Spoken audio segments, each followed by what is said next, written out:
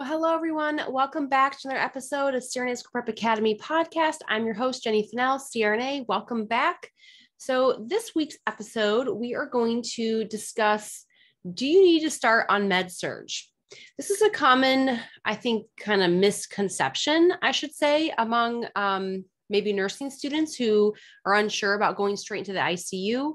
So I've already kind of said it, but I don't think you need to go to Med Surg prior to going to work in the ICU. And we'll go over in today's episode why that is. So again, I hear a lot of people say that when they decide ICU as a new grad, that they've had students say, oh, you shouldn't do that. You start in Med Surg, get your foundations, and then go on from there. The problem with Med Surg is it's very, very different than ICU.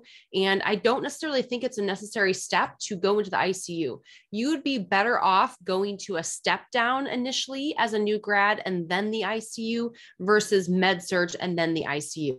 In fact, it might even be hard to go straight from Med Surg into ICU as far as applying for the job. You'd be much easier to get an ICU position if you started in a step down unit than you would an actual Med Surg. And so I want to make sure I bring this episode to you so I can make sure I can spread this knowledge as far as I possibly can reach. But the answer is no, you do not need Med Surg nursing to become an ICU nurse as a new grad. And we'll kind of go over the differences and why I think that you can become an ICU nurse as a new grad. So probably the easiest way to get your foot in the door in the ICU world as a new grad really is working as a nurse's aide prior to graduating nursing school. I can't tell you how many students I've come across who either A, struggle getting a job altogether or just struggle getting the job they want right out of nursing school. And the biggest reason for this, you guys, is because they did not work as a nurse's aide prior to graduation. Maybe they had a well-paying job in some other realm or some other area. And so they just didn't see the need to go work in the hospital for a nurse's aide during nursing school. Maybe I know I had some people who had a flexible job that they could sit and study during their job. Well, unfortunately, yeah, that's nice for school, but it kind of puts you at a big disadvantage when it comes to getting a job straight out of nursing school. So I highly, highly recommend, even if it's just one day a week, to get your foot in the door, get a nurse's aide job in the hospital. I started off on a cardiac, it was a cardiac unit, but it wasn't even step down. It was just, I want to say it was like, we had a lot of people who had severe diabetes for peripheral vascular disease. That's what it was. It was a peripheral vascular disease floor. As a nurse's aide, I started off in that kind of a unit. When I decided CRNA was what I wanted to pursue, I then made my way into the medical ICU as a nurse's aide. This opened up so many opportunities for me, you guys. It got me into a nurse residency program. I literally was being begged to come work on their unit after school. So really, if you do take one of these jobs, make sure you're focusing on the fact that this is a long-term job interview. So when you work in the ICU as a nurse's aide, you have to put your best foot forward, go in with a smile every day, even when you're tired, exhausted, and the work is just, let's just face it, the work just sucks. Okay. It's not fun being a nurse's aide, especially in the ICU when all you do is turn and do bed baths. But then again, if I think back to what it was like working as a nurse's aide in the peripheral vascular unit, that was equally very hard. In fact, people would use me as a cane to get themselves to the bathroom. And I remember thinking, like, you shouldn't use me, like you're 3 times my weight and you're hobbling on one leg and using me as like a cane. And so I didn't really like that position either. So again, they're all hard for their own reasons, but it's really vital if you want to get into the ICU as a new grad to get that experience as a nurse's aide. It gives you that foundation to build on. It also gives the staff time to know you and time to get like you and want you to work for them. So it's really essentially, like I said, a long-term job interview to work in the ICU as a nurse's aide. So keep that in mind. Now, if you worked in a step down unit, cool. That's cool too. A lot of the people that were in the nurse residency program with me for the ICU either worked in the ICU as a nurse's aide or in the step down as a nurse's aide. Now, the step down obviously had preference to keep their SNA. Okay. A student nurse assistant is what that means. I know I hear CNA thrown around, but an SNA is a student nurse assistant. We never went through the formal classes because we were already a nursing student. So I don't know if that designation is like that everywhere. I just know we were called SNAs, not CNAs, but either way. So again, if you work in a step down, know that you're more likely to stay in the step down for the nurse residency. Not always. You could still go to the SICU or MICU, but if the nurses know you in the step down, they're going to be fighting for you essentially. Like that's kind of the way I felt. I felt like we were in the residency, and yes, I could have went to the SICU. I had job offers in both the MICU and SICU, but the staff was like, "You're not going to leave us, are you?" And I'm like, "Ooh, okay, I'll come back." Even though I actually would have preferred the SICU patient population. My family was in the MICU. They took me under their wing. They were amazing nurses. And honestly, I have no regrets because that's where I was supported. It was a really, really hard time for me to be in the ICU. And I think if I went to the SICU with less support and it wasn't as warm of an environment, I don't think I would have done as well. So I really think it worked out for the best. I encourage you when you're picking a unit to not just go by the patient population, go by how you feel with the support system you're going to have, because you're going to need it. So if you have a unit, even though you like the patient population, if the staff is just awful, go somewhere else.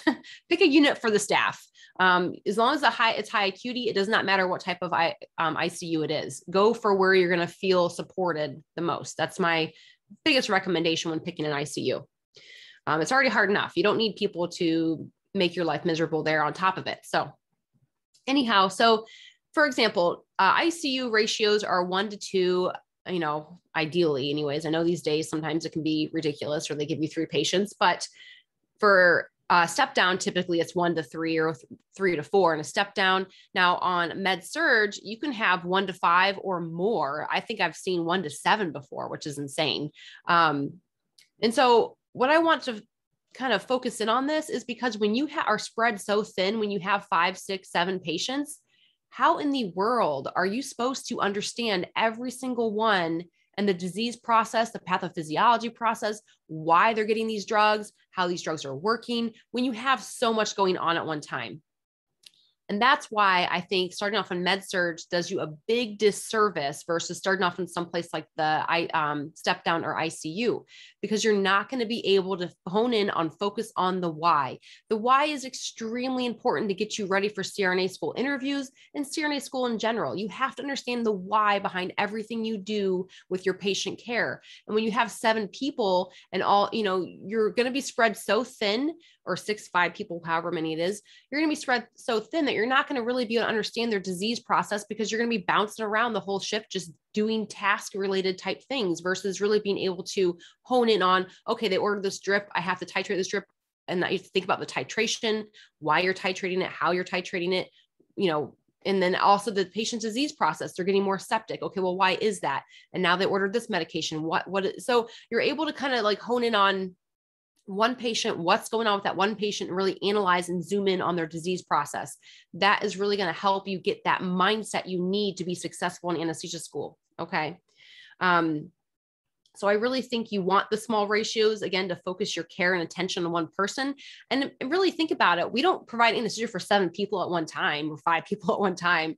That'd be scary. Thank goodness we don't. But I mean, so the ICU ratios are more to what you're going to experience as a CRNA anyways. And so one of the things I really like about my job as a CRNA is the fact that I can be one-on-one with my patient. I'm always one-on-one with my patient. They get my full on attention. I love that. I feel like I owe that to them. And, so yeah, it's more ideal in my opinion. And so again, more in line with ICU ratios than a Med Surg ratio. And let's talk a little bit about like the stress load. Okay. So ICU is stressful, Med Surg is stressful. Let's just face it. Any nursing is stressful. Okay. However, there are different types of stress, right? I mean, so when you're stressed out in the critical care because your patient is circling the toilet and crumping on you before your eyes and bleeding out, and you're busy hanging blood and titrating, adding different pressors and, putting them on their head or whatever you're doing to try to stabilize them. And then they go into VFib and all this stuff, that's stressful, right? But you're also critically thinking, what's next? What can I do? What can I do to prevent this? What am I seeing that's making me worry? What should I alarm the doctors so we can take action? You're thinking those things during that time. That is stressful, but you are building critical thinking skills by doing that. Okay.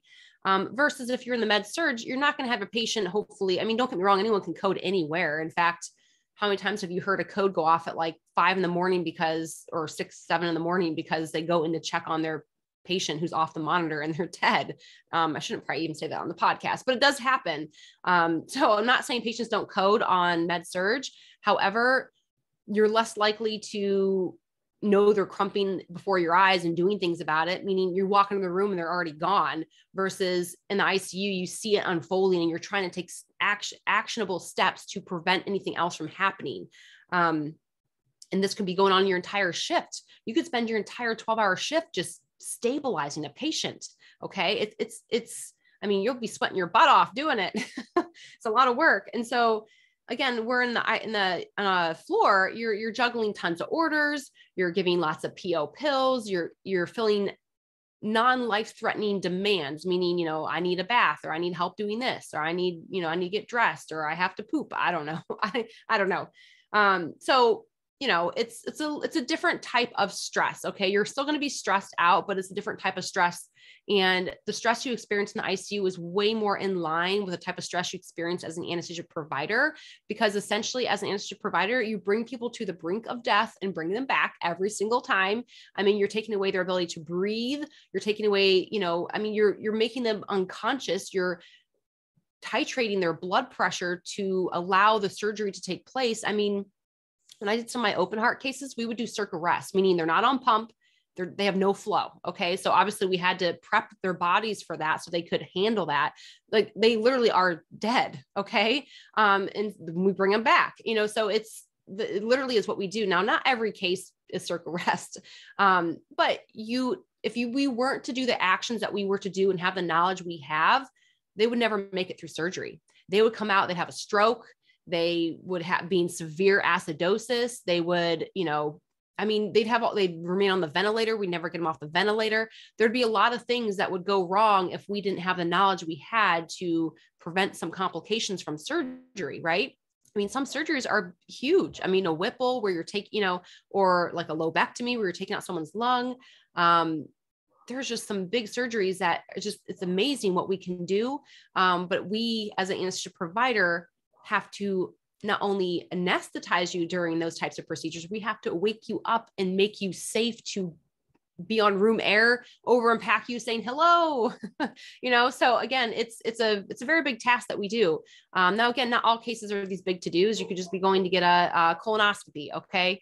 But those can still be dangerous. You could obstruct and lose your airway and boom, no airway, no breathing. Okay. So, again, our job as a anesthesia provider is to, again, know these critical thinking skills, which you build by working in the ICU.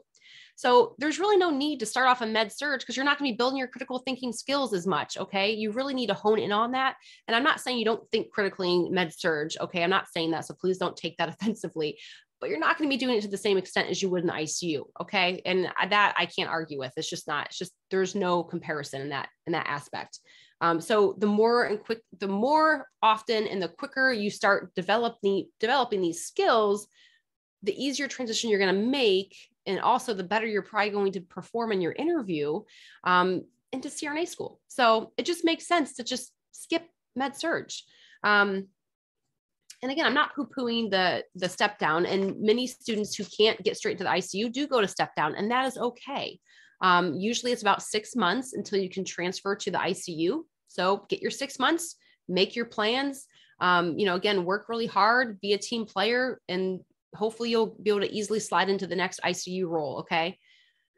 Other thing about Med Surg is you don't get the experience with drips and titration. I mean, again, big things that we do as a CRNA. We titrate and we push drugs all day, every day, So when you're in the ICU, yeah, you're not like mixing up your own neo and pushing, boluses of neo, but you're titrating a vasoactive drip of neo.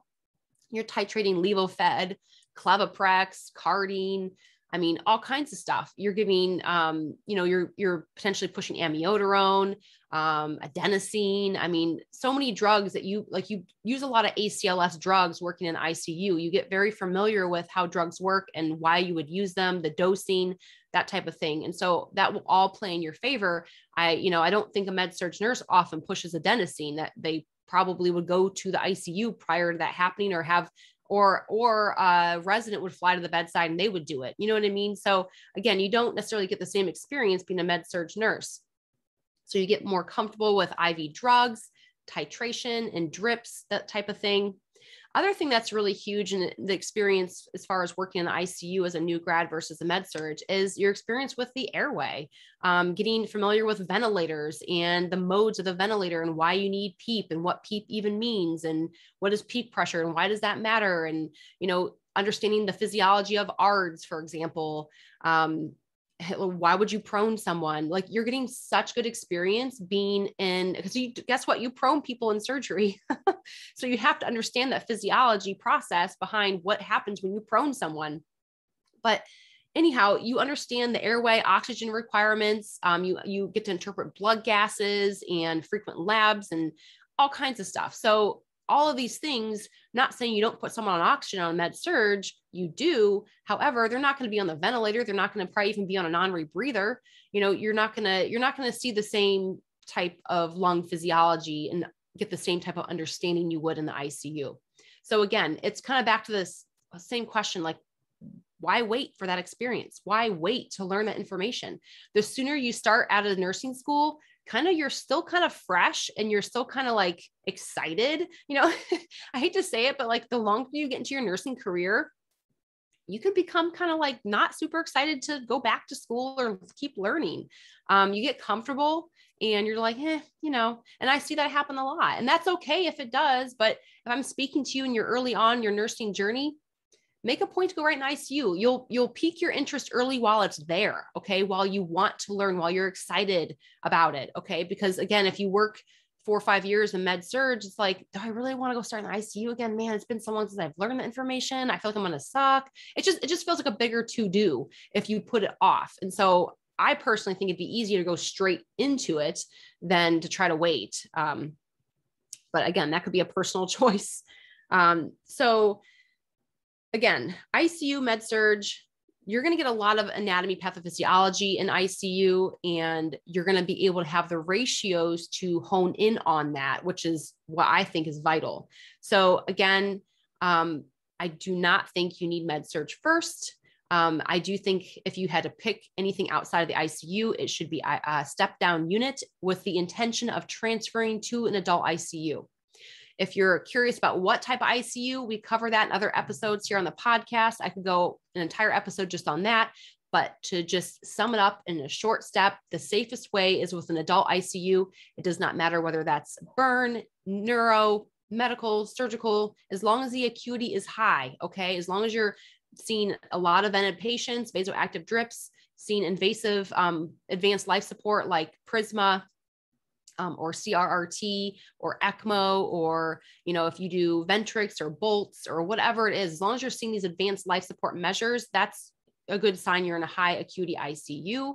Whether, if you're looking at NICU, PICU, well, make sure you research your school prior to picking those units to make sure your dream CRNA school takes those units for experience. Same thing goes with ER. I'm not poo-pooing the ER, but the vast majority of schools do not accept ER as ICU experience. So make sure you're researching your school prior to picking ER. If you're already in the ER and now you want to do CRNA, research your school and find out whether you need to move to an adult ICU. All right. Well, that was all for today. I hope you guys enjoyed, and we'll see you next week. Bye-bye.